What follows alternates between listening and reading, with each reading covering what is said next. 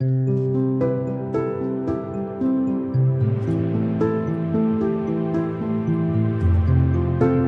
యొక్క దినాన ప్రారంభ ప్రార్థనకు వచ్చిన వారు, ప్రారంభ ప్రార్థనకు ముందు వచ్చిన వారు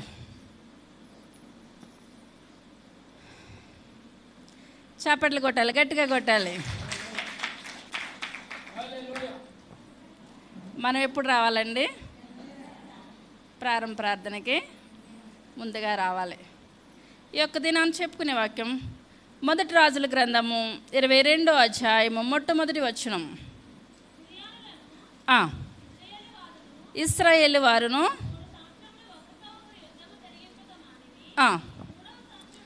3వ సంవత్సరం మందు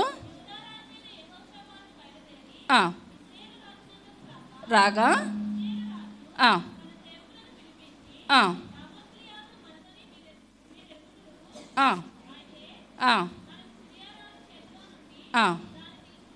దాన్ని తీసుకొనక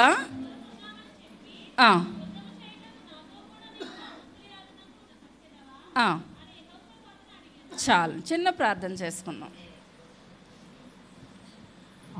పరమా జీవము నాకు నివా తిరిగి లేచెను నాతో నుండా. పరమా జీవము నాకు నివా తిరిగి లేచెను నాతో నుండా. నిరంతరము నన్ను నడిపించును, మరల వచ్చి యేసుకొని పోవును. నిరంతరము నన్ను నడిపించును, మరల వచ్చి యేసుకొని పోవును. యేసు చాలును, చాలును, యేసు చాలును, చాలు.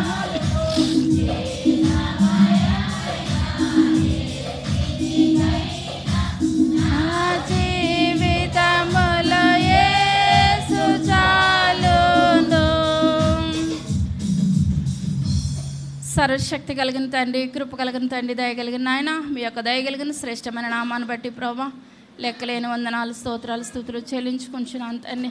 అయ్యా, ఈ యొక్క ఆదివారం దినాన్ని ప్రభా మేమందరం మీకు సన్నిధిలో కూడి బాబు మిమ్మల్ని స్తుతిస్తుండగా ఆరాధిస్తుండగా ఆయన స్తుతుల మీద ఆస్తునుడు అయిన దేవా మీకు వందనాలు చెల్లించుకుంటున్నాను తండ్రి. అయ్యా, మా సంఘము ప్రభా మీ యొక్క మాటల కొరకు ఎదురు చూస్తున్నది తండ్రి. అయ్యా, మీ కృప కొరకు, మీ యొక్క దయ కొరకు ఎదురు చూస్తున్నారు ప్రభా. అయ్యా, ఏ బిడ్డకి ఏ ఆహారం కావాలో ప్రభా, ఏ ఆహారం ద్వారా కుటుంబాన్ని కట్టబడాలో బాబు అయ్యా మీరే నేర్పించమని అడుగుచున్నాను నాయన. అయ్యా నాయన బాబు మా దిక్కు మీరే ప్రభా నాయన. అయ్యా మాకు ఆశ్రయ దుర్గమైన దేవా మీకు వందనాలు చెల్లించుకుంటున్నాను తండ్రి. అయ్యా ప్రతి ఒక్కరితో మీరు మాట్లాడమని అడుగుచున్నాను నాయన. అయ్యా బహుభయంకరమైన దినాల్లో మేమున్నాం ప్రభా. అయ్యా మేము ఈ స్థితిలో ఉన్నామంటే కేవలం మీ యొక్క ఉచితమైన కృప రాజా మీకు వందనాలు నాయన. అయ్యా ఎంతో అందచందాలు కలిగిన వారు నాయన ఈ యొక్క లోకం విడిచిన ఆయన మీ యొక్క సన్నిధానానికి వస్తున్నారు నాయన. అయ్యా మా యొక్క దగ్గర ఏ యొక్క శక్తి, ఏ యొక్క బలము లేదు నాయన. అయ్యా కేవలం నాయన బాబు మీ యొక్క కృప, మీ యొక్క ధన్యత నాయన. మేము ఎంతకాలం బ్రతికేమన్నది కాదు కానీ నాయన, బ్రతికినంతకాలం మిమ్మల్ని స్తుతించి ఆరాధించే కృపను మాకు దయచేయండి నాయన. అయ్యా దినాన్ని మీ మాటలు చెప్పుచునుగా నన్ను మరుగుపరచండి ప్రభా. మీ యొక్క పరిశుద్ధ ఆత్మశక్తితోటి నాయన మీరు మాట్లాడండి నాయన. మా జీవితాలు, మా బ్రతుకులు మేము సరి చేసుకునే గొప్ప కృపను, ధన్యతను దయచేయమని త్వరగా రాబోచున్న యేసయ్య నామమున పెట్టి వేడుకొంచున్నాము తండ్రి, ఆమేన్. ఇప్పుడు చదివిన వాక్యం మళ్ళీ చదువు.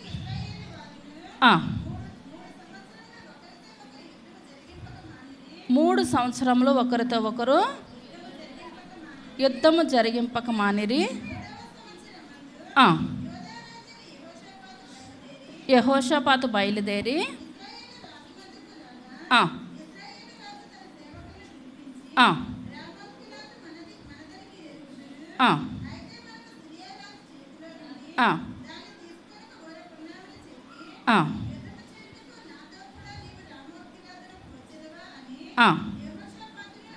అడిగాను. నేను నీవాడనే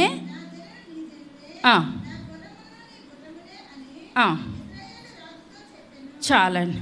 ఈ యొక్క దినాన మనం చెప్పుకునే వాక్యం ఏంటంటే, ఇక్కడ యెహోషాపాతు యొక్క కుమారుడికి ఇప్పుడు ఎవరు కుమార్తెనిచ్చారండి? అహాబు యెజబెలకు కుమార్తె అతల్యాకి ఇచ్చి యెహోరాముని వివాహం చేశారు. యెహోషాపాతు కుమారుడు ఇప్పుడు యూదా రాజ్యాన్ని పరిపాలిస్తున్నాడు. ఎవరు? యెహోషాపాతు. యెహోషాపాతు యొక్క కుమారుడు యెహోరాము. అర్థమవుతుందంటారా? యెహోషాపాతు యొక్క కుమారుడు యెహోరాము. యెహోషాపాతు యూదా రాజ్యాన్ని పరిపాలన చేస్తున్నాడు. చాలాసార్లు చెప్పాను. ఆ యొక్క గోత్రాలు 12, 10, 2 కింద డివైడ్ అయిపోయినాయి. ఇప్పుడు యూదా రాజ్యాన్ని ఎవరు పరిపాలన చేస్తున్నారు? యెహోషాపాతు పరిపాలన చేస్తున్నాడు. ఇప్పుడు యెహోషాపాతు యొక్క కుమారుడు ఎవరండి? యెహోరాము. ఇప్పుడు యెహోరాముని యెజబెలు అహాబు యొక్క కుమార్తె ఎవరు? అతల్య ఎవరండి? యెజబెలు అహాబు కుమార్తె యెజబెలు. ఇప్పుడు ఎవరెవరు వివాహం చేసుకున్నారు? యెహోరాము, అతల్య, వీళ్ళిద్దరికీ వివాహం జరిగింది. ఇప్పుడు ఇందులో మంచి రాజు ఎవరు? యెహోషాపాతు. చెడ్డవాడు ఎవరు?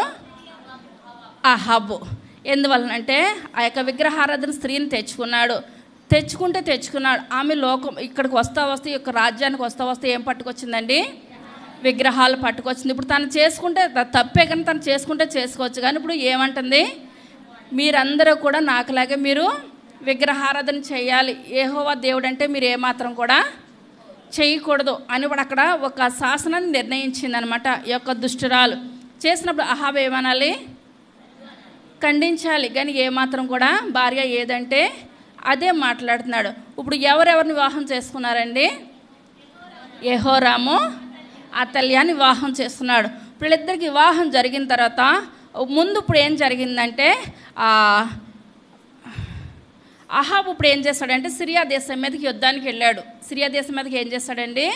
యుద్ధానికి వెళ్ళినప్పుడు ఆ యొక్క సిరియా దేశం మీద యుద్ధంలో అహాబు గెలిచాడు, విజయాన్ని పొందుకున్న తర్వాత ఇప్పుడు ముందు పలానది అంటారు కదా, ఓడిపోతే మా రాజ్యాలన్నీ మీకు ఇచ్చేస్తాం. ఆ రకంగా ఒప్పందం పడినప్పుడు అహాబు గెలిచినప్పుడు ఆ యొక్క సిరియా రాజు పేరు ఏంటంటే బెన్హదదు. ఏం పేరండి? బెన్హదదు. ఇప్పుడు బెన్హదదు ఇప్పుడు ఎవరికి ఇచ్చేయాలి? ఆ యొక్క రాజ్యాలు అహాబుకి ఇచ్చేయాలి. ఈరోజు ఇస్తాను రేపిస్తాను, ఈరోజు ఇస్తాను రేపిస్తాను అంటున్నాడు. అక్కడికి 3 సంవత్సరాలు గడిచిపోయింది. 3 సంవత్సరాలు గడిచిపోయినా సరే మాట మీద అతను ఏం చేయలేదు, మాట మీద నిలబడలేదు కనుక ఇప్పుడు ఇతనికి ఎప్పుడంటే ముందు ఒకసారి యుద్ధానికి వెళ్తే గెలిచామనుకోండి, మళ్ళీ రెండోసారి ఏమనిపిస్తుంది? ప్రాణం మరలా గెలుస్తామని అనిపిస్తుంది. ఎందువల్ల అంటే గెలిచినప్పుడు ఆ దేశాలు మాకు ఇవ్వలేదు, ప్లస్ ఈ సంవత్సరం అంటున్నారు. ఇప్పుడు ఎన్ని సంవత్సరాలు అయిపోయినాయి?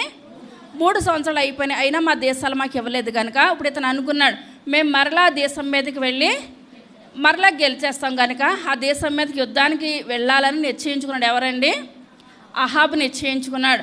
అహాబ్ ఇప్పుడు మనం ఈ లోకంలో ఉన్నామనుకోండి, 100 అబద్ధాలు ఆడి ఒక మనిషిని నిలబెట్టడం మంచిదా, లేకపోతే ఒక్క నిజం చెప్పి ఒక మనిషిని బ్రతికించడం మంచిదా?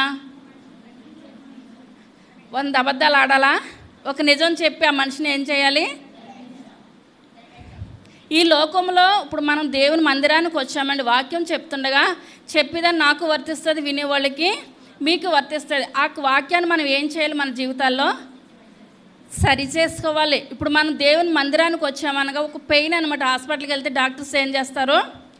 ఇంజక్షన్ ఇస్తారు, ట్యాబ్లెట్లు ఇస్తారు. ట్యాబ్లెట్లు తీయగా ఉండవు, ఇంజక్షన్ కూడా నొప్పి లేకుండా ఉండదు. మన దేవుని సన్నిధానానికి వచ్చామంటే మనకి ఏం కలగాలండి?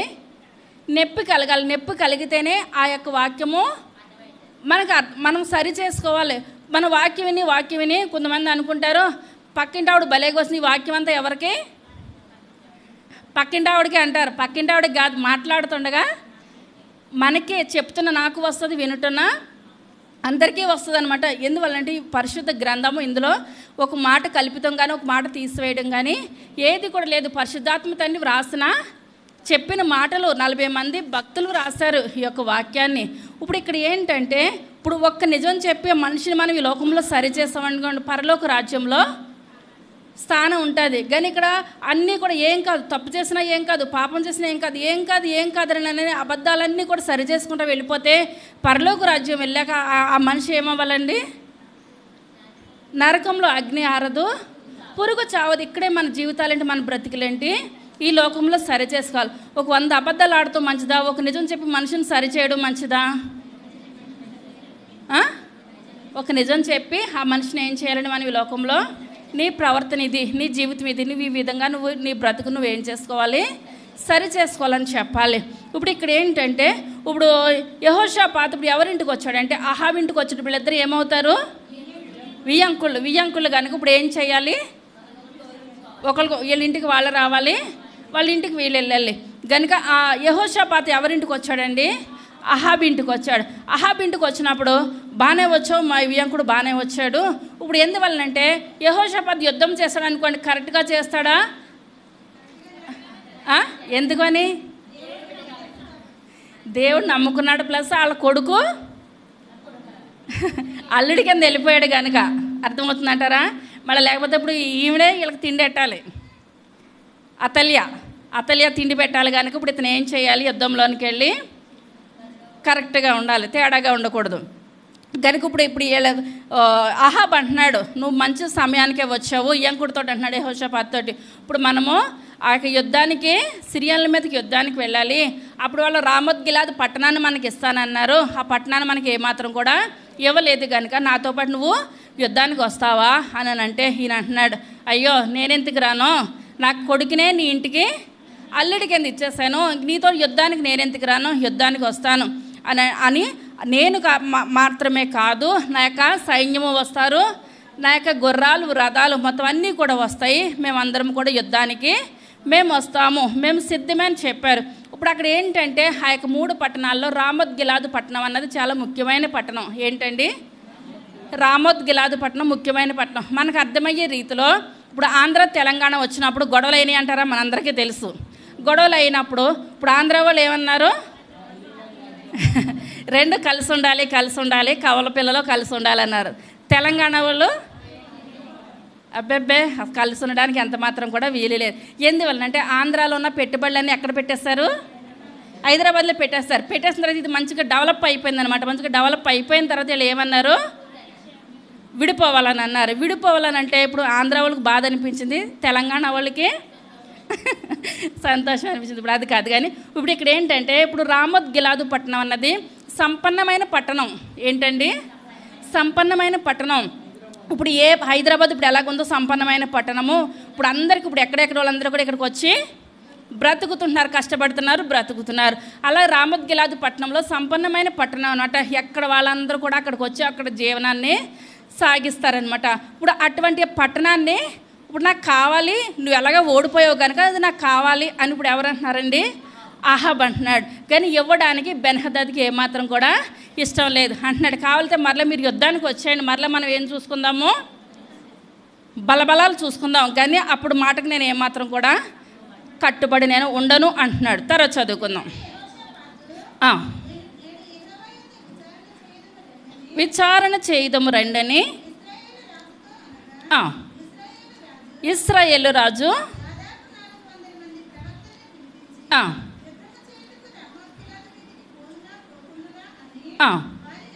వారిని అడిగాను.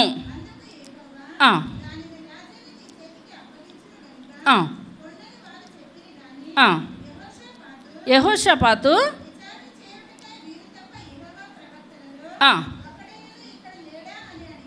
చాలండి. ఇప్పుడు వీళ్ళు ఎప్పుడు కూడా దావీదేంటి వీళ్ళందరూ కూడా యుద్ధానికి వెళ్ళినప్పుడు దేవుని దగ్గర వాళ్ళు ఏం చేస్తారండి?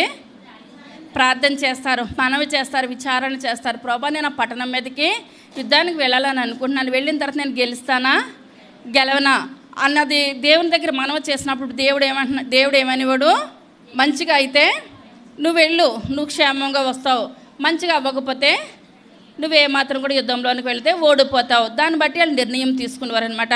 ఇప్పుడు ఇక్కడ యెహోషాపాతు అంటున్నాడు ఏమని, నువ్వు ఇక్కడ ఇశ్రాయేల్ రాజుతో అంటున్నాడు, నువ్వు యుద్ధానికి వెళ్ళిపోవాలని అంటున్నావు, కానీ ఆ ముందుకుంటప్పుడు నువ్వు ఏం చేసావు? దేవుని యొద్ద విచారణ చేసావా అని మాట్లాడుతున్నది. అప్పుడు ఇప్పుడు ఇతను అంటున్నాడు ఇశ్రాయేల్ రాజు ఏమని, నేను దేవుని యొద్ద విచారణ చేశాను. నువ్వెవరెవరి దగ్గరికి వెళ్ళి విచారణ చేసావంటే మా దగ్గర ఎంతమంది ఉన్నారు?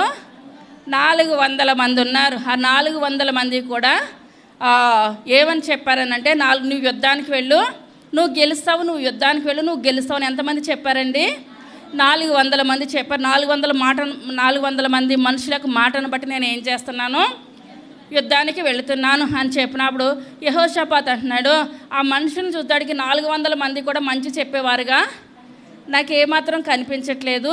ఈ 400 మంది కాకుండా మీ రాజ్యంలో ఇంకా ఎవరైనా ఉన్నారా అని మాట్లాడినప్పుడు ఇతను అంటున్నాడు, 400 మంది కాకుండా ఒక అతను ఉన్నాడు అని అంటే, మరి అతను ప్రవేశపెట్టు అంటే ఇప్పుడు ఇతను అంటున్నాడు, అతను ఎప్పుడు కూడా నా గురించి ఏం చేయడు, మంచి ఎప్పుడు చెప్పడు, ఎప్పుడు కూడా నా గురించి చెడ్డే చెప్తాడు అని ఇప్పుడు ఇశ్రాయేలు రాజు యెహోషాపాతుతో అంటుంటే అప్పుడు ఇతను అంటున్నాడు, చెడ్డ ఎందుకు చెప్తారు, ఏది ఉంటే అదే చెప్తారు. నువ్వు 400 మంది మాట పట్టుకోవద్దు, ఆ ఒక్క మనిషిని కూడా ఇక్కడ తీసుకొని నా దగ్గరికి తీసుకొని రా, అతని దగ్గర మనం దేవుని సన్నిధిలో విచారణ చేద్దాం. దాన్ని బట్టి ఇప్పుడు మనం ఏం చేద్దాము, యుద్ధానికి వెళదాం. అర్థమవుతుందంటారా? ఇప్పుడు 400 మంది మాట ఎవరికి ఇష్టం లేదండి? యెహోషాపాతుకి ఎంత మాత్రం కూడా ఇష్టం లేదు. ఇంకొకరితోటి అక్కడ ప్రార్థన చేయించుకోవడానికి ఎవరికి ఇష్టం లేదు? అహాబుకి ఇష్టం లేదు. తర్వాత ఇమ్లా కుమారుడైన, చాలండి. ఇప్పుడు తండ్రి పేరు ఏం పేరండి? ఇమ్లా. కుమారుడి పేరు మీకాయా. ఇమ్లా అనగా దేవుని చేత నింపబడినవాడు. ఏంటండి? తండ్రి ఎటువంటి వాడంట? దేవుని చేత నింపబడినవాడు. మీకాయ అనగా యెహోవాను పోలినవాడెవడు? ఎవరండి? యెహోవాను పోలినవాడెవడు. ఇప్పుడు ఇమ్లా అనగా దేవుని చేత నింపబడినవాడు. ఆ యొక్క మీకాయ అనగా యెహోవాను పోలినవారు. ఎవరు? తండ్రి కొడుకులు మంచివాళ్ళేనంటారా? ఇక్కడ తండ్రి కొడుకులు కూడా ఇద్దరు కూడా మంచివాళ్ళు, దేవుని సన్నిధిలో భయభక్తులతో జీవిస్తున్నారు. ఇప్పుడు ఇక్కడ అంటున్నాడు, తండ్రి పేరు చెప్తున్నాడు, కుమారుడి పేరు కూడా చెప్తున్నాడు. ఇప్పుడు మనం బిడ్డలు గణపరచబడకపోయినా ఎవరి చేతుల్లో ఉన్నదండి? ఈ లోకంలో బిడ్డల చేతుల్లోనే ఉన్నది. ఆ యొక్క బిడ్డలను బట్టి పలానా వాళ్ళు కుమారుడంట, ఆ తల్లిదండ్రులకి ఏం చేస్తాడు, మంచి పేరు తెచ్చాడు. పలానా వాళ్ళు కుమారుడంట, తల్లిదండ్రులకి ఏం తెచ్చాడు, చెడ్డ పేరు తెచ్చాడు. ఇప్పుడు ఇక్కడ ఆ యొక్క మీకాయ తండ్రికి మంచి తెచ్చాడా, చెడ్డ తెచ్చాడా? మంచి పేరు తెచ్చాడు. తర్వాత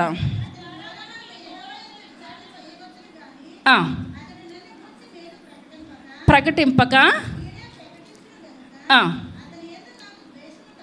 ద్వేషము కలదని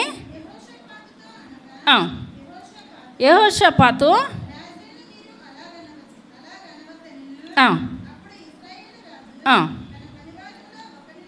ఒక్కనిని పిలిచి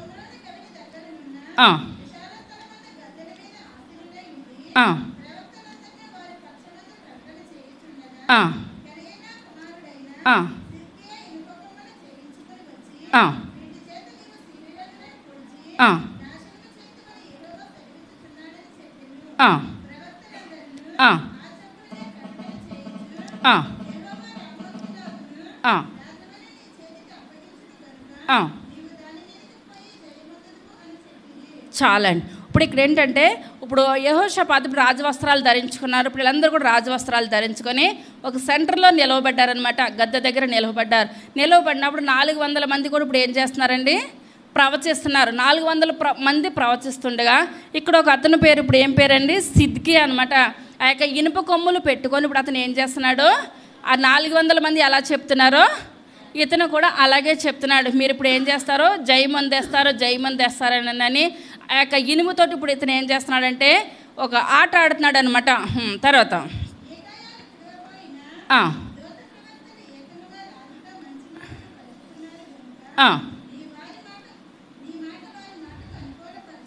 అనుకూలపరచమని మీకాయ ఆయన జీవముతోడు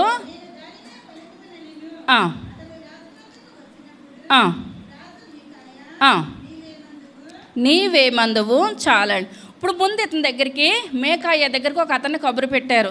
ఇప్పుడు ఒక అతన్ని కబురు పెట్టినప్పుడు ఇప్పుడు నిన్ను ఇప్పుడు ఎక్కడ ఏం చేస్తున్నారు, రాజుగారు నిన్ను పిలుస్తున్నారు. ఇప్పుడు వాళ్ళు యెహోషాపాతు ఉన్నారు, అహాబు వీళ్ళందరూ కూడా యుద్ధానికి వెళుతున్నారు. ఇప్పుడు మేము 400 మంది చెప్పాము, ఇదంతా కూడా అతని దగ్గర వేస్ట్. నిన్ను రాజుగారు రమ్మంటున్నారు, నీతోటి ఇప్పుడు ఏం చేస్తారంట, ప్రార్థన చేయించుకుంటారంటే దేవుని యొక్క దర్శనాన్ని చెప్పించుకుంటారంట. అంటే సరిపోతుంది. కానీ ఒక మనిషిని పంపించి ఇప్పుడు ఇతను ఏం చేస్తాడంటే, ఆ యొక్క ఇశ్రాయేలు రాజు ఒక మనిషి వెళ్ళి అతని దగ్గరికి వెళ్ళి మేకాయ దగ్గరికి వెళ్ళి అంటున్నాడు, ఏమని అంటున్నాడంటే, నువ్వు అక్కడికి వచ్చి ఎక్కువ తక్కువ ఏమీ మాట్లాడకు. 400 మంది ఏం చెప్పారు అక్కడ, యుద్ధానికి వెళ్తున్నావు కనుక యుద్ధంలో నువ్వు గెలుస్తావు, ఇదే చెప్పు. వేరే మాట ఏ మాత్రం కూడా చెప్పదు. ఏ మాత్రం చెప్పినా నీకు కఠినమైన శిక్ష ఉంటుందని చెప్పి పిలిపించారు. ఆ మాత్రం పిలవడం అనవసరం అంటారా? అవసరం లేదు అక్కడ. ఇప్పుడు ఏంటంటే దేవుని చిత్తాన్ని మనం చెప్పించుకోవాలి. ప్రార్థన అవుతుంది, ప్రార్థన చేయించుకుంటున్నారు. దేవుడు నాకు ఏం చూపించాడు అది మీకు చెప్పడానికి, కానీ మీరు చెప్పమన్నది నేను చెప్తే ఇంకేమైనా ఉందంటారా? అర్థం ఏమైనా ఉందంటారా? ప్రార్థన చేయించుకున్నాం ఒకటే, ప్రార్థన చేయించుకోకపోయినా ఒకటే. దేవుని చిత్తాన్ని ఇప్పుడు మనం ఏం చేసుకోవడానికి ప్రార్థన చేయించుకుంటున్నామండి? సరి చేసుకోవడానికి మంచిగా ఉంటే నాయన ఇంకా నేను అభివృద్ధి పొందే కృపను దయచేయండి. కీడు ఏదైనా ఉందని చెప్తే నాయన కీడు నుంచి విడుదల దయచేయండి, నాయన నన్ను సరిచేయండి, నా కుటుంబాన్ని దీవించండి, ఆశీర్వదించండి. ఇంతవరకే మాటలు తప్పించి మనం దేవుని చిత్తాన్ని తెలుసుకోవడానికి వస్తున్నాం, కానీ మన చిత్తం దేవుడి పట్ల కాదు. నాయన నాకు అలా జరిగించేది కాదు. మనం ఏంటంటే లాస్ట్లో కూడా పరలోక ప్రార్థన, నాయన పరలోకమందు నెరవేరినట్లు భూమి అందు కూడా దేవుని చిత్తాన్ని మన పట్ల నెరవేరాలి, కానీ మనం చెప్పినప్పుడు దేవుడు చేయడము ఏమాత్రం కూడా కాదు. ఇక్కడికి ఒక మనిషి వెళ్ళి ఇప్పుడు ఏమంటున్నాడంటే, 400 మంది ఈ రకంగా చెప్పారు కనుక నువ్వు అదే మాట చెప్పు, ఎక్కువ తక్కువ మాటలు ఏమాత్రం కూడా అక్కడ చెప్పొద్దు అని చెప్పి ఇప్పుడు ఇతను ఏం చేస్తారంటే తీసుకొని వచ్చారనమాట. మీకాయ నీవేమందువు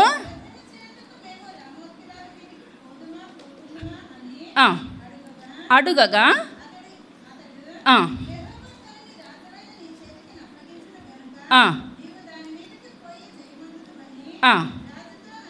చాలండి. మరి ఇప్పుడు వాళ్ళు ఏమని తీసుకొచ్చారు? మేకాయని అదే చెప్పమని చెప్పారు కనుక ఇప్పుడు మేకాయ అక్కడికి వచ్చి ఇప్పుడు ఏమంటున్నాడు, అక్కడికి వచ్చిన వెంటనే ఇప్పుడు ఇతను అంటున్నాడు, ఇశ్రాయేల్ రాజు మేము యుద్ధానికి వెళ్తున్నాం కదా, రామోత్ గిలాదు పట్టణాన్ని పట్టుకోవడానికి వెళ్తున్నాం కదా, మేము గెలుస్తామా గెలవమా అని చెప్పినప్పుడు ఇతను అంటున్నాడు నవ్వుకుంటానికి లేదు, కానీ మామూలుగా చెప్తున్నా. ఎందువల్లంటే అబద్ధం చెప్పాలి కదా, నిజం కాదు ఇక్కడ చెప్పడానికి. ఇప్పుడు ఏంటంటే మీరు అందరూ కూడా యుద్ధానికి వెళ్తున్నారు కదా, వెళ్ళండి మీరే గెలిచి వస్తారు అని చెప్తా ఉంటుంటే ఇప్పుడు యెహోషాపాతును చూసి ఇశ్రాయేల్ రాజుని అనగా నేను చెప్పానండి ఇతను ఏం చేస్తాడో, నా గురించి ఎప్పుడు చెడ్డ మాటలే చెప్తాడు కానీ మంచి మాటలు ఎప్పుడు కూడా చెప్పడు అని చెప్తా ఉంటుంటే యెహోషాపాతు అంటున్నాడు, ఏం కాదు ఆయన చెప్పినట్లు చెప్పని దేవుడికి అతను ఏం చూపిస్తున్నాడో అది మనకి ఏం చేయాలి చెప్పాలి అంతే. మేకాయ నువ్వు చెప్పు. ఎందువల్లంటే దేవుడు ప్రవక్తలను కొంతమందిని ఏర్పరచుకుంటాడు. ఇప్పుడు ఇర్మియా ప్రవక్తున్నాడు, ఇశ్రాయేల్ ప్రజల దగ్గరికి వెళ్ళి మీరు చెరకి వెళ్ళిపోతారన్నాడా వెళ్ళరని అన్నారా? చెరకి వెళ్ళిపోతారని చెప్పినాడు, వెళ్ళిపోయారంటారా? చెరకే వెళ్ళిపోయారు. ఇప్పుడు ఏదైనా దేవుడు అవునంటే అవును, కాదంటే కాదు. ఇప్పుడు ఫరోకు కళ వచ్చినప్పుడు అక్కడ యేసేపుని పిలిపించినప్పుడు ఆ కళ భావాన్ని చెప్పినప్పుడు అక్కడ సెట్ అయిందంటారా? 7 సంవత్సరాలు కరువు వస్తుంది, తర్వాత 7 సంవత్సరాలు మంచిగా పండుతుంది, తర్వాత కరువు వస్తుంది. ఇప్పుడు ఏదైనా దేవుడు చూపించాడంటే అది మన జీవితంలోనూ జరుగుతుంది. మనం ఉత్తినే సోమరిపోతులు కొంతమంది పడుకుంటే కళల ద్వారా దేవుడు మాట్లాడతాడు, కొంతమంది దర్శనాల ద్వారా దేవుడు మాట్లాడతాడు. ఆయనకి ఇష్టమైన బిడ్డలకి రకరకాలుగా దేవుడు ఏం చేస్తాడండి మాట్లాడుతూ వస్తూ ఉంటాడు. ఇప్పుడు ఇక్కడికి వచ్చేటప్పటికి ఇప్పుడు ఆ మేకాయ అంటున్నాడు, ఏమని మీరు యుద్ధానికి వెళ్తున్నారు కదా మీరు గెలిచేస్తారంటుంటే ఇప్పుడు ఇతను అంటున్నాడు ఇశ్రాయేల్ రాజు, అవును నేను చెప్పానండి ఇతను ఏం చేస్తాడు మన గురించి ఎటకారమే చెప్తాడు, హేళనే చెప్తాడు అంటుంటే యెహోషాపాతు భక్తి కలిగిన వాడు కనుక ఇప్పుడు అంటున్నాడు నువ్వేమి మాట్లాడొద్దు. ఇప్పుడు మేకాయ ఏం మాట్లాడతాడో దాన్ని బట్టి ఇప్పుడు మన యొక్క యుద్ధము మన యొక్క నిర్ణయము జరుగుతుంది. అతను ఏం మాట్లాడతాడో మాట్లాడినివ్వండి. అదే మత్తయి సువార్త 10వ అధ్యాయము 26వ వచనం. మరుగైనదేదియో బయలుపరచబడకపోదు, రహస్యమైనదేదియో తెలియబడకపోదు, వెలుగులో చెప్పుడి. చాలండి. ఇప్పుడు ఇక్కడ ఏంటంటే దేవాదేవుడు ఇక్కడ ఏం మాట్లాడుతున్నాడంటే ఆ యొక్క శిష్యులను 12 మందిని కూడా పిలిచి వాళ్ళతో దేవుడు ఇప్పుడు ఏమంటున్నాడు, ఇప్పుడు అదే అధ్యాయం 10వ అధ్యాయం మొట్టమొదటి వచనం. ఆ, ఆ, ఆ, ఆ. ఏం చేస్తారంటే అండి, శిష్యులకి దేవుడు అధికారం ఇచ్చాడు. ఇదే అధ్యాయం 5వ వచనం. ఆ, ఆ, ఆ. వెళ్ళకుడి. ఆ, ఆ, ఆ, ఆ, ఆ, ఆ, ఆ, ఆ, ఆ, ఆ. చాలా. ఇప్పుడు ఇదంతా కూడా దేవుడు తన అభిషేకించుకున్న బిడ్డలకి ఏమంటున్నాడంటే, నేను మీకు ఉచితంగా ఇచ్చాను కనుక మీరు ఏం చేయాలి, ఉచితంగా ఇవ్వండి, కానీ ఉన్నది ఉన్నట్టు చెప్పాలి. అవునంటారా? మీరు దేవుడి నేను ఏది బయలుపరిస్తే అదే చెప్పండి, కానీ వ్యర్థమైనది ఏది కూడా చెప్పొద్దు. ఎందువల్లంటే అలా కరెక్ట్గా చెప్పి వాళ్ళకే దేవుడు ఇప్పుడు ఈ తలాంతని ఇస్తాడు. కానీ ఆ కీడు జరుగుతున్నప్పుడు ఆ కీడుని మనం దాచిపెట్టామనుకోండి, ఎన్ని రోజులు దాస్తుంది? ఎన్ని రోజులు దాయదు. ఏదో రోజున ఆ కీడు ఏం చేస్తుంది, బయటపడుతుంది. బయటపడిన తర్వాత మనం అర్రో మర్రో అనుకునే కన్నా అది దేవుడు చూపించాడు కనుక అది ముందే చెప్పుకుంటే మనకి ఏమొద్దండి, కీడు నుంచి మనం బయటపడతామన్నమాట. దేవుడు మనకు గొప్ప విజయాన్ని దేవుడు మన కుటుంబాల పక్షంగా మనకు దయచేస్తాడనమాట. ఇప్పుడు ఇక్కడ చూసుకున్నట్లయితే దేవుని మాట ఇప్పుడు ఎవరికి గుర్తుకొస్తుంది? మేకాయాకు గుర్తుకొస్తుంది.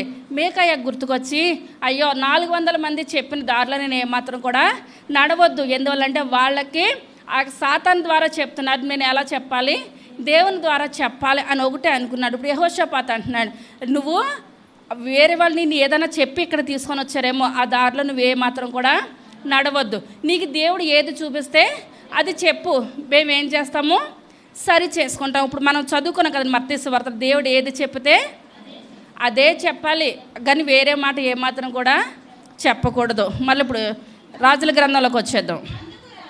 ఆ, ఆ, ఆ, ఆ అని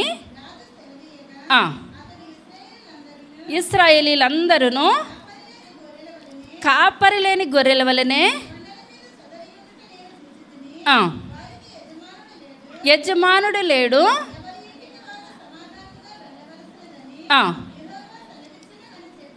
చాలండి. ఇప్పుడు ఇక్కడ ఏంటంటే నువ్వు కరెక్ట్గా చెప్పు మేకాయ అన్నదప్పుడు ఇప్పుడు ఇతను అంటున్నాడు, ఒకటే మాట అంటున్నాడు, నాకు దేవుడు నాకు దర్శనం చూపించాడు. మీరందరూ కూడా యుద్ధంలోనికి వెళ్ళినప్పుడు మొట్టమొదటిగా యుద్ధంలో ఎవరు చనిపోయారు?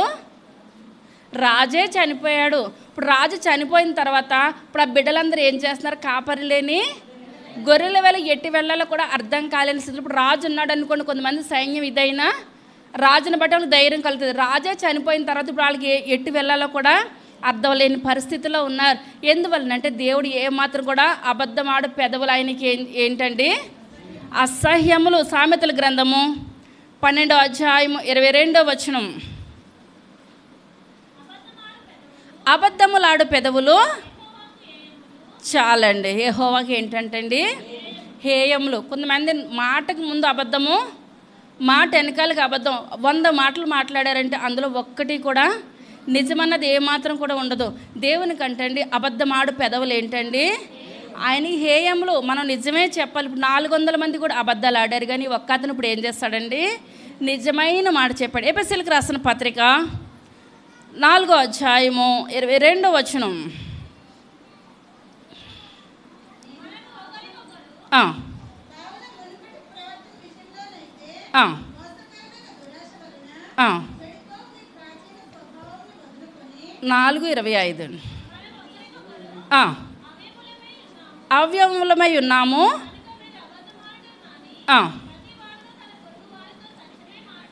సత్యమే మాట్లాడవలెను, కోపపడు కానీ పాపము చేయకుడి,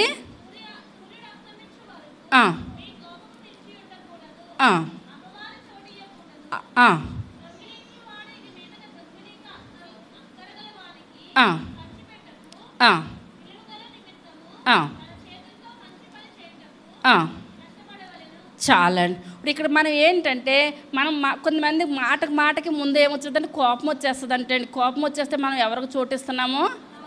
అపవాదికి చోటిచ్చేస్తున్నాం. వాళ్ళు ఏదైనా పొరపాటు చేసి ఎవరైనా ఏమన్నా అంటారని ముందుగా కైమని కేకలు పెట్టేస్తారు. కేకలు పెట్టేస్తే ఇప్పుడు వాళ్ళలో ఏముంది? అబద్ధం ఉంది. అబద్ధం ఉందే కనుక అబద్ధానికి జనకుడు ఎవరండి? సాతాను.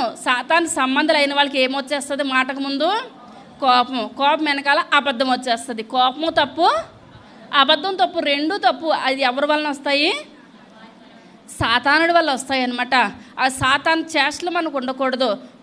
కొంతమంది కోపం వచ్చినా కోపంలో పాపం చేసేస్తారంట. సొంత నిర్ణయాలు టకటకమని నిర్ణయాలు తీసేసుకుంటారు. కోపంలో మనం ఎటువంటి నిర్ణయం కూడా ఎంత మాత్రం కూడా తీసుకోకూడదు. ఒక నిర్ణయం తీసుకునే ముందు దేవుని దగ్గర మనం ఏం చేయాలి? విచారణ చేయాలి. ప్రభా ఇది మంచా చెడా, మీరు బయలుపరచండి ప్రభా అని మనం ఏం చేయాలి? దేవుని బట్టి మనము ముందుకు అడుగు వేయాలి. కానీ ఇక్కడ మనం చూసుకున్నట్లయితే ఇప్పుడు ఇక్కడ అంటున్నాడు మేకాయ అంటున్నాడు. మేకాయ ఒక మంచి దర్శనం వచ్చింది. యెహోషాపాతు అంటున్నాడు నువ్వేమి కంగారు పడకు, నీకు దేవుడు ఏ దర్శనం చూపిస్తే ఆ దర్శనమే చెప్పు. రెండోది మాట మాకు ఏది చెప్పొద్దని అంటుంటే ఇశ్రాయేలు ప్రజలందరూ కాపరి లేని గొర్రెల వలె తిరుగులాడుతున్నారు అంటే కాపరి లేడు అని అంటే ఇప్పుడు అక్కడ ఎవరు చనిపోతున్నారు? అహాబు చనిపోతున్నాడని 400 మంది తప్పు అని ఇప్పుడు యెహోషాపాతు ముందు జనులందరి ముందు చెప్తున్నప్పుడు ఇతను ఏం చేయాలి? సరి చేసుకోవాలి. ప్రభా నాలో ఆ తప్పుని క్షమించండి అయ్యా, నేను తోడుతోనే నేను యెజబెలుని తెచ్చుకోవడమే పెద్ద సైతాన్ని తెచ్చుకున్నాను.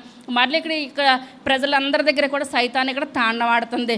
ప్లస్ ఇప్పుడు నేను దేవుని నమ్ముకున్న బిడ్డల మీద నేను కోపపడుతున్నాను. ఇదంతా కూడా నేను చేస్తున్నది తప్పు ప్రభా నాకు ఏం చేయాలి? మీరు సహాయం దయచేయాలని దేవుని పాదాలు పడాలి.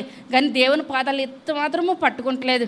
కానీ యెహోషాపాతు అనుకుంటున్నాడు ఇతను మాటను బట్టి అక్కడ జరిగేది నిజంగానే జరుగుతుంది. ఇతను కరెక్ట్గా చెప్తున్నాడు. 400 మంది కూడా ఏమాత్రం కూడా కరెక్ట్గా చెప్పట్లేదు అని అనుకుంటున్నాడు. కానీ అహాబ్ ఏమాత్రం కూడా అక్కడ నమ్మట్లేదు కనుక ఆ కార్యం అంతకంతకి ముందుకు వెళ్తుంది. గలతీయులకు రాసిన పత్రిక 1వ అధ్యాయము 10వ వచనం.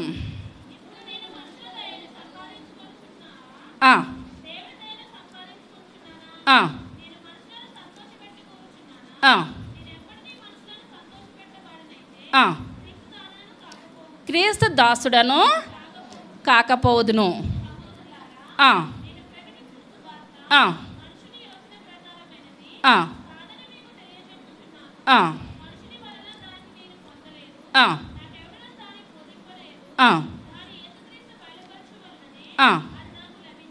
చాలండి. ఇప్పుడు ఇక్కడ 400 మంది కూడా ఎవరి దయని సంపాదించుకున్నారు? రాజులు మనుషుల దయని సంపాదించుకున్నారు. ఇప్పుడు ఇతను ఒక్కడే మేకాయ ఒక్కడే ఎవరి దయని సంపాదించుకున్నాడు? దేవుని దయని సంపాదించుకున్నాడు. కనుకనే పౌలు గారు మాట్లాడుతున్నాడు, అపోస్తలుడైన పౌలు గారు, నేను మనుషుల దయని సంపాదించుకొని కోరుచున్నానా, దేవుని దయను సంపాదించుకొని కోరుచున్నానా? మనుషుల దయను సంపాదించుకుని వారిని అయితే నేను వ్యర్థుడను, ఎందుకు పనికిరాను. నాకు ఇప్పుడు ఎవరి దయ కావాలి? దేవుని దయ కావాలి. దేవుడు చెప్పినట్లుగా నేను ఈ లోకంలోనూ నేను జరిగిస్తాను. అదే మాట చివరి వరకు కూడా పౌలు గారు ఇప్పుడు ఏం చేస్తారండి? ముందుకు వెళ్ళారు. ఎన్ని శ్రమలైనా, ఎన్ని దెబ్బలైనా, ఎన్ని కొరడా దెబ్బలు, ఎన్ని చిత్రహింసలో ఇవన్నీ కూడా దేవుని కొరకు ఆయన అనుభవించాడు. చివరికి జీవ కిరీటాన్ని ఆయన పొందుకున్నాడు. మనుషుల దయ ఏ మాత్రం కూడా ఆయన పొందుకోలేదు. మనం కూడా ఈ లోకంలో మనుషుల దయలో ఉంటున్నామా, దేవుని దయలో ఉంటున్నామా, మనం ఏం చేయాలండి? పరీక్షించుకోవాలి. మనుషులు నడిచినట్టు మనం నడవద్దు. మనుషులు నడిచే దారి విశాలమైన దారి, దేవుడు మార్గంలో వెళ్ళిన దారి ఎటువంటి దారి అండి? ఇరుకు మార్గం. ఇప్పుడు మనం ఇరుకు మార్గంలో ప్రవేశించినట్లయితే పరలోక రాజ్యంలో మన బిడ్డలు తరతరాలు ఆశీర్వాదకరంగాను దీవెనకరంగాను మనం ఉంటాము. ఇక్కడే మనం మనుషుల దయను పొందుకున్నామంటే అక్కడ నిత్య నరకం అనమాట. అగ్ని ఆరదు, పురుగు చావదు. మరల వాక్యంలోనికి వచ్చేద్దాం. యెహోషాపాతును చూచి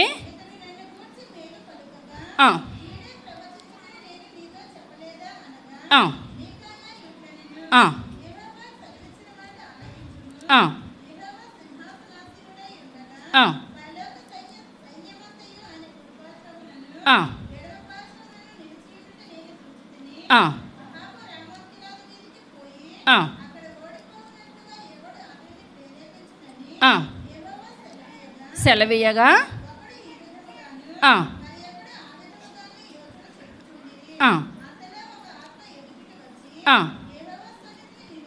ఆ, ఆ, ఆ, ఆ. అందుకతడు ఆ, ఆ, ఆ. చాలండి. మొదటి దశలోనికి రాసిన పత్రిక 2వ అధ్యాయము 4వ వచనం. ఆ, ఆ. మనుషులను సంతోషపెట్టు వారము కాక ఆ,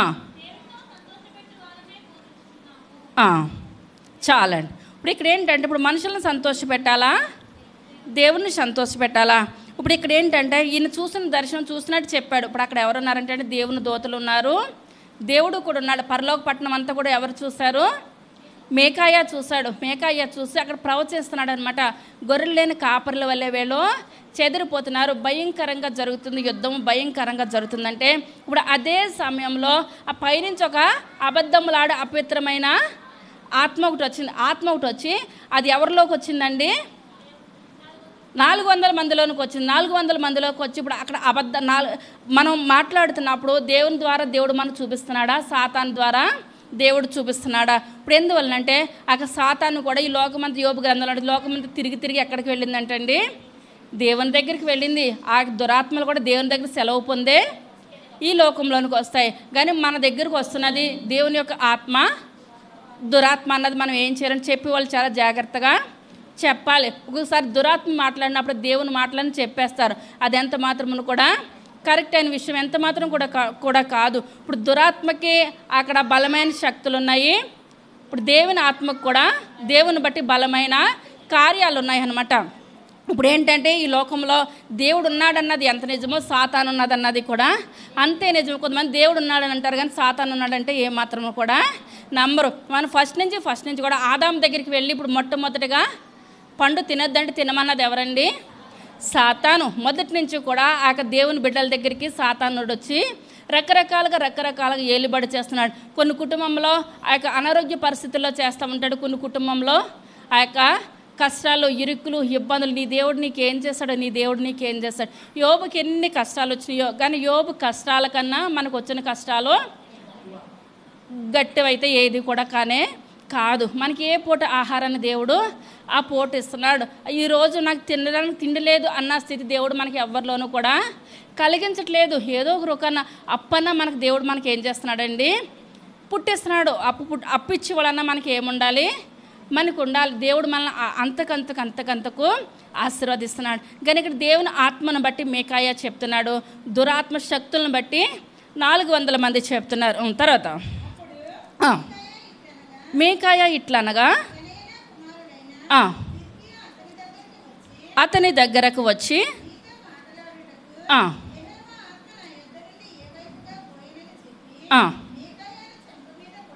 మేకాయను చెంప మీద కొట్టాను.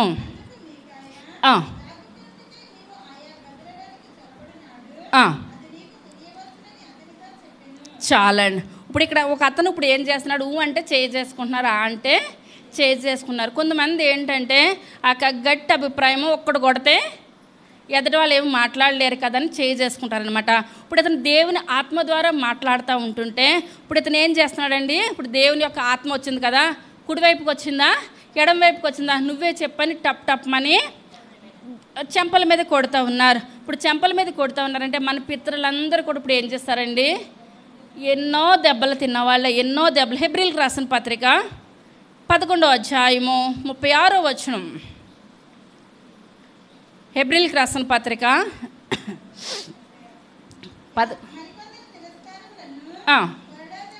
కొరడా దెబ్బలను చాలండి. ఇప్పుడు మన పితరులందరూ కూడా ఇప్పుడు ఏం చేస్తారండి? ఇప్పుడు ఇర్మియా ఉన్నారు, బొండలతో బిగించేసి గోతులో వేసేస్తారనమాట. భయంకరమైన చిత్రహింసలు. ఇప్పుడు యోహాను గారిని ఉన్నారు, ఆయన్ని ఏం చేస్తారండి? వేడి నూనెలో వేసేసి నూనెలో వేసిన దేవుని కృపను బట్టి అతనికి ఏది కూడా కాలేదు. చివరికి అట్టి బందులో వేసేస్తారు, అయినా ఏది అవలేదు. ఆ పద్మాస దీవిలో వేసేసినప్పుడు ఆయన ప్రకటన గ్రంథాన్ని వ్రాసారు. ఇప్పుడు ఇతను అనుకుంటున్నాడు, మేకాయ నన్ను కొట్టినా అదే మాట చెప్తాను, తిట్టినా అదే మాట చెప్తాను, అంతకు మించి రెండో మాట నేను ఎంత మాత్రమును కూడా చెప్పను. దేవుడు నాకు ఇదే మాట చూపిస్తున్నాడు కనుక ఆ యొక్క స్థితిని బట్టి నేను ఏదైనా యుద్ధానికి వెళ్ళి నేను యుద్ధం గెలిచి వస్తాను.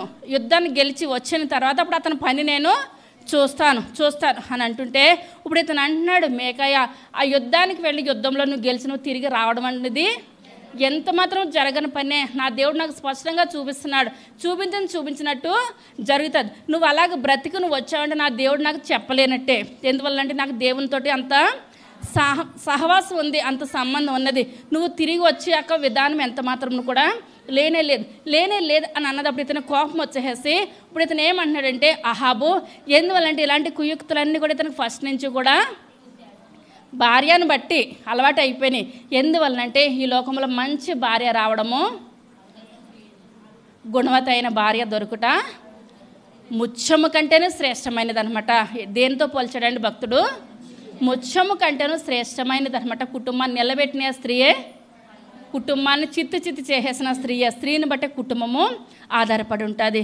కానీ ఇక్కడ తను అంటున్నాడు, మీరు యుద్ధానికి వెళ్ళి ఏ మాత్రం కూడా తిరిగి వచ్చే అవకాశము ఎంత మాత్రం కూడా లేదంటే, ఇప్పుడు అహాబ్ అనుకుంటున్నాడు, నీ దేవుడు మాట నీ మాట పక్కన పెట్టు. ఎందువల్లంటే యెజబెల్ వచ్చిన కానీ దేవుడు అన్నది ఆయన నోటంటే ఎక్కడ కూడా రానవలేదు కనుక ఇప్పుడు వీళ్ళిద్దరూ ఒక ప్లాన్ వేసుకున్నారన్నమాట.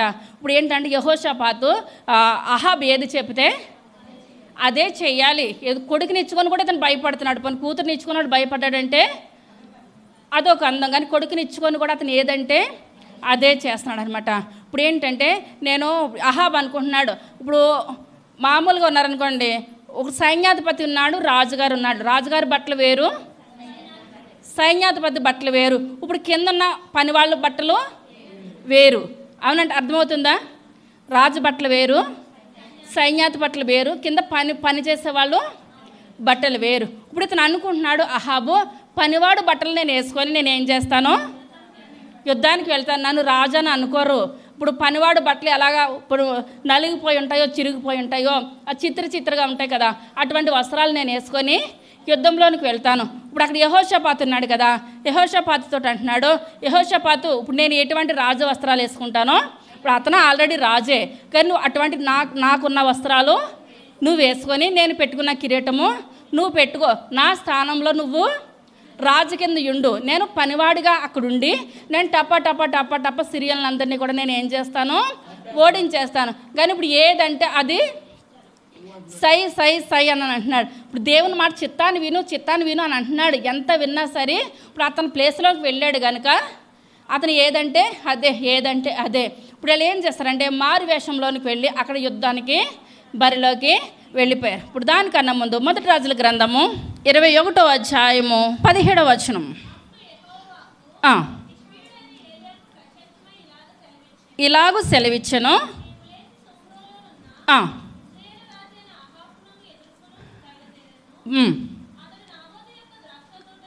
నాబోతు యొక్క ద్రాక్ష తోటలో ఉన్నాడు.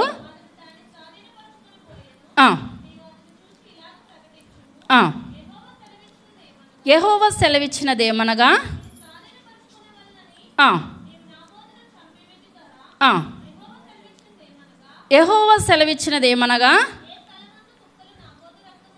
ఏ స్థలమందు కుక్కలు నాబోతు యొక్క రక్తము నాకెనో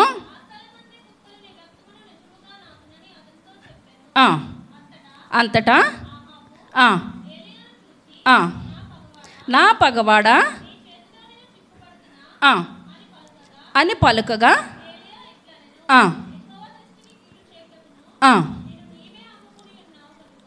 నీవే అమ్ముకొని ఉన్నావు గనుక అందుకు రప్పించేదను, గనులేమి ఎవరునూ లేకుండా చాలండి. ఇప్పుడు ఇక్కడ ఏంటంటే మనం చాలాసార్లు చెప్పుకున్నాం. ఇప్పుడు నాబోతుకి ఇప్పుడు ఏమున్నది, చిన్న ద్రాక్ష తోట ఉన్నది. అప్పుడు ఇక్కడ అహాబు నాబోతుని పిలిచి అంటున్నాడు, మా ఇంటి పక్కన ఉన్నది కనుక నాకు ఇచ్చే, నీకు డబ్బులు కాలితే డబ్బులు ఇస్తాను, వేరే పొలం ఇస్తాను కాదు, వేరే పొలం ఇస్తానంటే ఇతను అంటున్నాడు, నేను సంపాదించుకున్నది అయితే ఇచ్చేద్దును, అది నాకు పిత్రార్జితము, నా పితరులు ఇచ్చినది, అది ఎంత మాత్రం మనకి ఎన్ని కష్టాలు వచ్చినా మన పితరులు ఇచ్చింది మనం ఏం చేస్తామండి, జ్ఞాపకంగా ఉంచుకుంటాం. ఇక్కడ కూడా నాబోతు అంటున్నాడు, ఇది నా పితరులు ఇచ్చిన కష్టార్జితం, ఎన్ని కష్టాలు వచ్చినా కూడా నేను ఎంత మాత్రం కూడా అమ్మను అని చెప్పినాడు. ఇంటికి వచ్చి మూతి ముడుచుకున్నాడు. యెజబెల్ అంటుంది, ఎందుకలా మూతి ముడుచుకున్నావు, నువ్వు రాజు కదా, మూతి ముడుచుకున్నావు ఏంటి, భోజనం చేయొచ్చు కదా లేసానంటే, నేను ఇలాగ నాబోతుని ద్రాక్షతో ఇమ్మనంటే అతను ఇవ్వనని అన్నాడనంటే, ఓ మాత్రం దానికి నువ్వు మూతి ముడుచుకున్నావా, అతనేంటి మన యొక్క పనివాడు కదా, మనం చిటికలో అతన్ని ఏం చేద్దాము, చంపేద్దాం, నువ్వు రాజు అయ్యండి, చిన్న విషయానికి నువ్వు అంత బాధపడవలసిన అవసరం ఏంటి అని చెప్పినప్పుడు ఇతను తప్పని చెప్పాలి కదండి. కానీ ఇద్దరు పనికిమాలిన మనుషులను పెట్టింది. ఇప్పుడు పనికిమాలిన మనుషులు పెట్టినప్పుడు డబ్బు ఉంది కనుక ఎవరైనా వచ్చేస్తారు, కానీ దేవుడిని మనం కొనలేము. అర్థమవుతుందంటారా? మనుషుల్ని ఎంతమంది అయినా మనం కొనవచ్చు, కానీ దేవుడిని ఏమాత్రం కూడా మనము కొనలేము. న్యాయం ఎట్టుంటే దేవుడు అటే ఉంటాడు, కానీ అన్యాయంతో ఏమాత్రం కూడా దేవుడు ఉండడు. ఇప్పుడు ఇద్దరు మనుషులను పెట్టించి అక్కడ అబద్ధ సాక్ష్యం చెప్పించేసి నాబోతుని ఏం చేసిందండి, చంపించేసినప్పుడు ఆ యొక్క రాళ్లతో కొట్టేసినప్పుడు ఆ కారుతున్న రక్తాన్ని ఎవరు నాగుతున్నారు, కుక్కలు నాగుతుంటే ఈ బాధ అంతా కూడా దేవుడు ఎవరితో చెప్పాడండి, ఏలియా గారికి చెప్పాడు. ఏలియా అక్కడ వ్యర్థంగా నాబోతుని అక్క చంపించేసింది యెజబెలు. అప్పుడు ఇదంతా కూడా ఈ తోట నాదే అని ఆ తోటలో ఎవరున్నారు, అహాబు ఉన్నాడు. అహాబు దగ్గరికి వెళ్ళి నేను ఏదైతే చెప్పానో అది నువ్వు చెప్పు. అక్కడ ఇప్పుడు ఏంటంటే ఆ నాబోతు యొక్క ద్రాక్ష తోటలో అహాబు ఉన్నాడు, నువ్వు అతని దగ్గరికి వెళ్ళి చెప్పు అని చెప్పినప్పుడు ఏలియా గారు వచ్చారు. ఏలియా గారు ఇదంతా కూడా నాదే అని అంటున్నాడు. నాదేనన్న సమయంలో వచ్చి నువ్వు అన్యాయంగా నువ్వేం చేసావు, నాబోతుని చంపించేసి ఇదంతా నాదే అంటున్నావా, నీ వంశంలో మగవాడే ఉండడు, ఎవరుండరో మగవాడే ఉండడు, నీకు వంశమే లేదు, ఈ ఆస్తి అంతా నువ్వేం చేసుకుంటావు. మనకు వంశం లేనప్పుడు ఆస్తిని మనం ఏం చేస్తామండి, ఇక పిల్లలే ఉండరంట. పిల్లలు లేనప్పుడు ఎంత సంపాదించుకుంటే ఏం చేస్తాడు.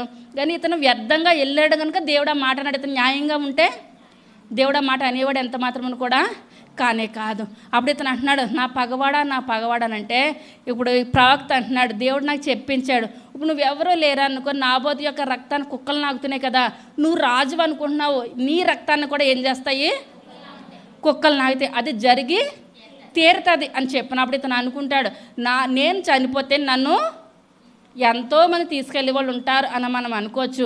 మన డబ్బును బట్టి మనకు మనుషులు రారు, మనకున్న బలగాన్ని బట్టి మనకు మనుషులు రారు. మన యొక్క స్థితిని బట్టి మనం చనిపోయినప్పుడు ప్రేమతో ఏం చేయాలండి, నలుగురు మనుషులు తల దగ్గర కూర్చోవాలి, నలుగురు మనుషులు ఏడ్చేవాళ్ళు కావాలి. మనం ఈమె చేసిన కార్యాలు ఆయన చేసిన కార్యాలు అని చెప్పుకుని మనుషులు రావాలి. కానీ నాబోతుని చంపుతూ ఉంటుంటే ఒక్క మనిషి కూడా వచ్చిన విధానం ఎంత మాత్రం కూడా లేదు. మళ్ళీ మన వాక్యంలోనికి వచ్చేద్దాం. 22:31 సిరియా రాజు పిలిపించి పోట్లాడవద్దు,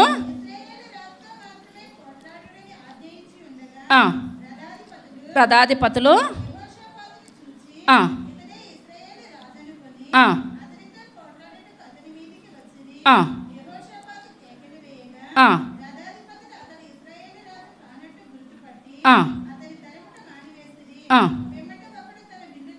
విల్లు తీసి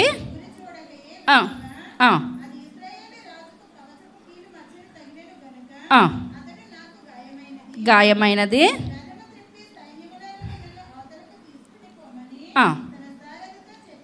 చాలండి. ఇప్పుడు ఇక్కడ ఏంటంటే ఇప్పుడు ఇతను అనుకున్నాడు, ఒక పనివాడుగా యుద్ధంలోనికి వెళ్ళాడు, రాజుగా యుద్ధంలోనికి వెళ్ళలేదు. ఇప్పుడు అక్కడ రాజు కింద ఎవరున్నారు, యెహోషాపాతు ఉన్నాడు. ఇప్పుడు యెహోషాపాతు యుద్ధము పెద్ద చాలా జరిగిపోతుంది అనమాట, పెద్ద ఎత్తున యుద్ధం జరిగిపోతుంది. ఆ యొక్క యుద్ధం జరిగిపోతుంటే ఇప్పుడు యెహోషాపాతు మీదకి ఈ జనాలందరి మీదకి మనకెందుకు, రాజునే మనం లేపేద్దామని రాజు దగ్గరికి వస్తుంటే యెహోషాపాతు అన్నాడు, నేను రాజును కాదు, మీ రాజు ఉన్నాడు, మీ రాజు ఉన్నాడని ఏళ్ళు మాట్లాడుకుండేలోగా ఒక అతను ఏం చేస్తాడంటే కొంచెం ఇలా బాణం వేద్దామని గురి చూడకుండా అది ఏం చేస్తుందంటే బాణము జనాల్లోకి వెళ్ళిపోయింది. ఆ జనాల్లోకి వెళ్ళిపోయిన బాణం ఎవరి మీదకి వెళ్ళిపోయింది, అహాబు మీదకి వెళ్ళిపోయింది, గురి చూడకుండా వెళ్ళిపోయింది. ఇప్పుడు ఇతను అనుకున్నాడు, నేను మామూలు మనుషుల రూపంలో ఉన్నాను కనుక యుద్ధం గట్టిగా జరుగుతూ ఉంటే నేను ఎలాగని ఇంటికి వెళ్ళిపోవచ్చు అనుకున్నాడు ఇతను. నేను వెళ్ళాలి, ఇప్పుడు ఎవరు పని చేయాలి, మేకాయ పని చేయాలి, అతని గదిలో పెట్టి కొట్టించండి, నేను వచ్చిన తర్వాత ఇంకా చిత్రహింసలు చేసేద్దాం, ఇదే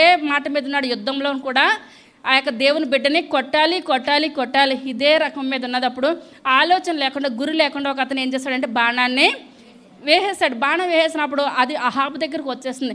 కవచపు కీలి మీదకి వచ్చేసేసినప్పుడు అది వెంటనే అతను లేవలేని పరిస్థితిలోనికి వచ్చేసాడు. లేవలేని పరిస్థితిలోకి వచ్చేసినప్పుడు ఇంకా రక్తం ఏరులై కారిపోతున్నాడు. అతను ఒక పక్కకే లాగేసేసారు. అప్పుడు అనుకున్నారు, అయ్యో ఇతను మామూలు వేషంలో వచ్చాడు, ఇతను రాజు కదా, మా రాజు చచ్చిపోయాడు అనుకున్నప్పుడు జనాలందరూ ఇప్పుడు ఏం చేస్తున్నారండి, పటాపంచలు అయిపోయి పారిపోతున్నారు. ఈ దర్శనం ఎవరు చూశారు? మేకాయ చూస్తాడు. రాజుగారు చచ్చిపోతున్నారు. ఇప్పుడు ఇశ్రాయేల్ ప్రజలందరూ కూడా, అక్కడ ప్రజలందరూ కూడా పారిపోతున్నారు. కాపరి లేని గొర్రెల వల్ల వెళ్ళిపోతున్నారు. చెప్పాడంటారు ఆయన? చెప్పినట్టుగా జరిగిపోతూ ఉంటుంటే ఇప్పుడు ఇతను హాస్పిటల్కి వెళ్ళడానికి కానీ, ఆ రోజుల్లో హాస్పిటల్ ఉన్నాయో లేవో, వెళ్ళడానికి కూడా ఏది కూడా బ్రతికే అవకాశము ఎంత మాత్రం కూడా లేదు. అతను పక్కకు లాగినప్పుడు అతను ఏం చేస్తాడంటే అలాగ చనిపోయాడు. చనిపోయినప్పుడు ఆ యొక్క రక్తము, ఇప్పుడు నాబోతు యొక్క రక్తం ఎలా కారుకుంటూ వచ్చేసిందో ఇప్పుడు అహాబు రక్తం ఏమైపోతుందండి, కారుకుంటూ వచ్చేస్తుంది. అదే లాస్ట్కి వచ్చేయండి 38. వేశ్యలు స్నానం చేయుచుండగా కడిగినప్పుడు యెహోవా సెలవిచ్చిన మాట చొప్పున చాలండి. ఇప్పుడు ఏం చేసినాయండి, అహాబు యొక్క రక్తం ఎక్కడికి వచ్చేస్తుంది, ఇప్పుడు ఆ యొక్క రథాన్ని కడుగుతూ ఉన్నారు. ఇప్పుడు రథం మీద కూర్చోబెట్టారు. అతని రథం అంతా కూడా రక్తంతో నిండిపోయింది. అతను చనిపోయిన తర్వాత రథాన్ని పట్టుకొని వచ్చి షోమ్రోన్ కొనలలో కడుగుతున్నారు. ఆ యొక్క అహాబు రక్తాన్ని వేశ్యలు స్నానం చేస్తున్నారు. వేశ్యలు స్నానం చేస్తుండగా ఆ రథాన్ని కడుగుతుండగా ఆ యొక్క రథాన్ని కడుగుతూ రక్తం వస్తుంది కదా, రక్తం ఏం చేస్తున్నాయి, కుక్కలు నాగుతున్నాయి. ఇప్పుడు ఎవరు చెప్పారు ఈ మాట? ఏలియా గారు చెప్పారు. ఎక్కడైతే నాబోతు యొక్క రక్తాన్ని కుక్కలు నాగుతున్నాయో నీ రక్తాన్ని కూడా ఇప్పుడు ఇతను రాజే కానీ రాజుగారి రక్తం ఒక్క చుక్క కూడా పక్కకి వెళ్ళకుండా జరిగిందంటారా? ఏ మాత్రం కూడా జరగలేదు. అన్యాయంగా నాబోతుని చంపాడు కనుక అతని రక్తాన్ని ఎలాగ కుక్కలు నాకినాయో ఇప్పుడు ఇక్కడ రాజుగారి యొక్క రక్తాన్ని కూడా కుక్కలు నాకినాయి. దేవుడు అవునంటే అవును, కాదంటే కాదు. మరి ఇప్పుడు వెళ్ళిన తర్వాత ఎవరికి ఘనత వచ్చిందండి? మేకాయకి ఘనత వచ్చింది, దేవునికి ఘనత వచ్చింది. మనం ఈ లోకంలో ఎవరితోటన్నా పెట్టుకోవచ్చు కానీ దేవునితోటి, దేవుని బిడ్డలతోటి ఎంత మాత్రం కూడా పెట్టుకోకూడదు. ఎందువలనంటే లోకమంతా ఒకటైనా మన పక్షాన ఎవరున్నారండి? దేవుడు ఉన్నాడు. దేవుడు మన పక్షాన ఉండగా మనకి విరోధి లోకంలో ఎవరు కొరుండరు. సాతాను ఎన్ని కుయుక్తులు పనినా ఎన్ని చేసినా సరే దేవుడు న్యాయం తరపే ఉంటాడు కానీ ఆ న్యాయం తరపు ఎంత మాత్రం కూడా ఉండే దేవుడు అయితే ఎంత మాత్రం కూడా కాదు. ఇప్పుడు ఇమ్లా అనగా ఏంటండి? దేవుని చేత నింపబడినవాడు. మేకాయ అనగా యెహోవాను పోలిన వారు ఎవరు? ఇప్పుడు దేవునితో నింపబడిపోతున్నారు. తండ్రి నింపబడిపోతున్నాడు, కుమారుడు నింపబడిపోతున్నాడు. మేకాయ అనగా యెహోవాను పోలిన వారు ఎవరు? మనం ఇతను కూడా అహాబు ఇప్పుడు ఏం చేయాలి? నాయనా నేను చాలా దుర్మార్గంగా చేశాను, ఒక అన్యాయంగా అతన్ని లాస్ట్లో ఇతను పశ్చాత్తాపం ఉందంటారా? అహాబుకి ఎంత మాత్రం కూడా లేదు. ఇప్పుడు యొక్క దినాన్న ఇప్పుడు ఎవరెవరు కుమార్తె అండి? అహాబు యెజబెలు కుమార్తె అతల్యా. యెహోరాము యొక్క భార్య అతల్యా. ఇప్పుడు వీళ్ళిద్దరికి ఎవరు పుట్టారో వచ్చి వారం చెప్పుకుందాం. ఎవరెవరికి? అహల్యాకి, అతల్యాకి, యెహోరాముకి ఎవరు పుట్టారో దేవుని చిత్తమైతే వచ్చి వారం చెప్పుకుందాం. ఈ యొక్క చిన్న మాటలు దేవుడు దీవించినగాక. అందరూ పైకి లేసి నించున్నట్లయితే చిన్న ప్రార్థన చేసుకుందాం. సర్వశక్తి కలిగిన తండ్రి, కృప కలిగిన తండ్రి, దయ కలిగిన నాయన, మీ యొక్క దయ కలిగిన శ్రేష్టమైన నామాన్ని బట్టి ప్రభా లెక్కలేని వందనాలు స్తుతులు చెల్లించుకుంటున్నాను తండ్రి. అయ్యా ఈ యొక్క లోకంలో మీరు అవునంటే అవును, కాదంటే కాదు ప్రభా. అయ్యా మీకు వేరుగా ఉండి మేమేమీ చేయలేము ప్రభా. అయ్యా 400 మంది బాబు నాయన అబద్ధం చెప్పినప్పుడు తండ్రి మేకాయ ఒక్కడే నిజం చెప్పాడు ప్రభా. అయ్యా నిజం చెప్పినందుకు అతన్ని సంఖ్యలు వేసేసిన ఆయన ఇనుప కొలుములతో కొట్టేసేశారు ప్రభా. అయ్యా చీకటి గదిలో పెట్టారు నాయన. అయ్యా అతనికి ఇష్టం లేని భోజనం పెట్టారు. అనుకున్నాడు అహాబు, నేను వచ్చిన తర్వాత అతని పని నేను చూస్తాను. బాబు మిమ్మల్ని నమ్ముకున్న బిడ్డల తరపు మీరుండగా లోకమంతా ఒకటైనా ఏది చేయలేదు ప్రభా. అయ్యా ఏ ఆయుధము మీ ముందు పని చేయదు రాజా. మీకు వందనాలు నాయన. ఎందువల్లంటే రాజులకు రాజు, ప్రభులకు ప్రభువు నాయన. నాయన. అంత గొప్ప దేవుడు మిమ్మల్ని మేము కలిగి ఉన్నప్పుడు నాయన మేము దేనికి భయపడాల్సిన అవసరం మాకు లేదు రాజా. మీకు వందనాలు నాయన. అయ్యా ఇప్పటివరకు నేను చెప్పిన వాక్యాన్ని బట్టి మీకు వందనాలు నాయన.